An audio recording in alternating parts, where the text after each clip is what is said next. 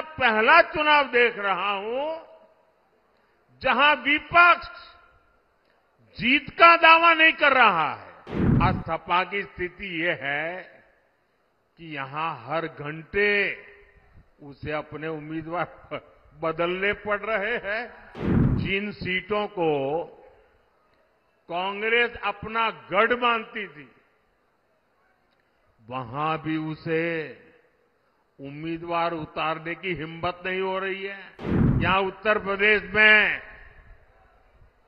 2 लड़कों की जो फिल्म पिछली बार फ्लॉप हो चुकी है, उस 2 लड़कों की फिल्म को इन लोगों ने फिर से रिलीज किया है।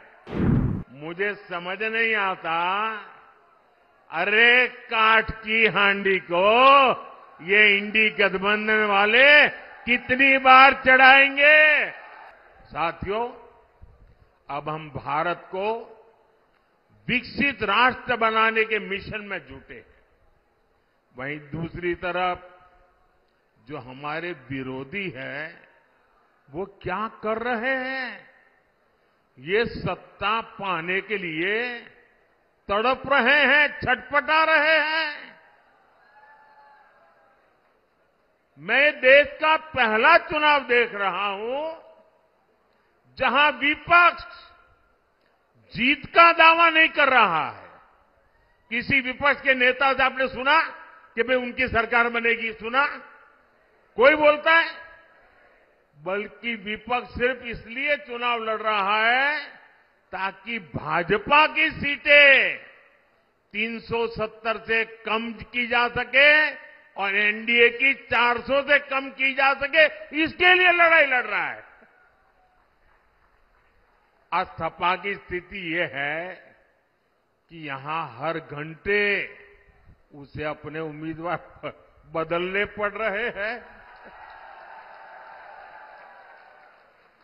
ये लोग उम्मीदवारों तक का फैसला नहीं पा रहे।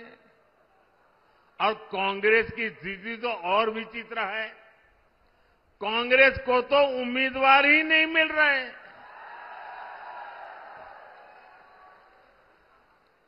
जिन सीटों को कांग्रेस अपना गढ़ मानती थी, वहां भी उसे उम्मीदवार उतारने की हिम्मत नहीं हो रही है।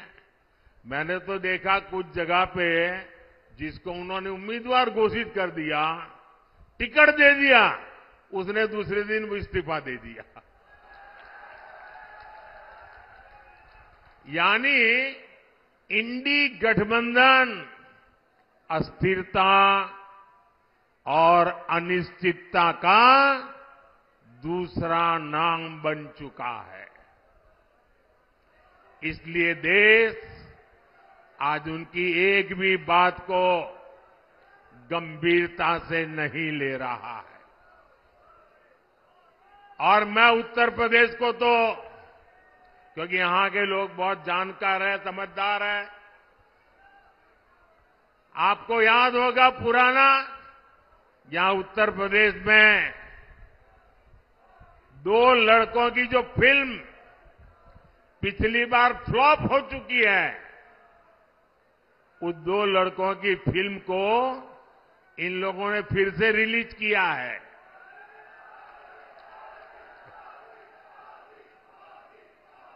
मुझे समझ नहीं आता, अरे काठ की हांडी को ये इंडी गठबंधन वाले कितनी बार चढ़ाएंगे। साथियों, कभी जिस कांग्रेस ने आजादी की लड़ाई लड़ी थी और कैसे बड़े बड़े दिग्गज कांग्रेस के साथ जुड़े हुए थे, महात्मा गांधी का नाम जुड़ा हुआ था, लेकिन आज देश एक स्वर से कह रहा है, आजादी की लड़ाई लड़ने वाली वो कांग्रेस तो दशकों पहले ही समाप्त हो चुकी है। अब जो कांग्रेस बची है, उसके पास ना देश हित में नीतियां हैं, और न ही राष्ट्र निर्माण का विजन। आपने देखा होगा कल कांग्रेस ने जिस तरह का घोषणा पत्र जारी किया है, उससे साबित हो गया है कि आज की कांग्रेस आज के भारत की आशाओं, आकांक्षाओं से पूरी तरह कट चुकी है। कांग्रेस के घोषणा पत्र में वही सोच झलकती है जो सोच आजादी के आंदोलन के समय मुस्लिम लीग में थी। कांग्रेस के घोषणा पत्र में पूरी तरह मुस्लिम लीग की छाप है और इस मुस्लिम लीग वाले घोषणा पत्र में जो कुछ हिस्सा बचा खुचा रह गया, उसमें वामपंथी पूरी तरह हावी हो चुके हैं। कुल मिलाकर कांग्रेस इसमें दूर दूर तक नहीं दिखाई देती है। ऐसी कांग्रेस 21वीं सदी में भारत को आगे नहीं बढ़ा सकती।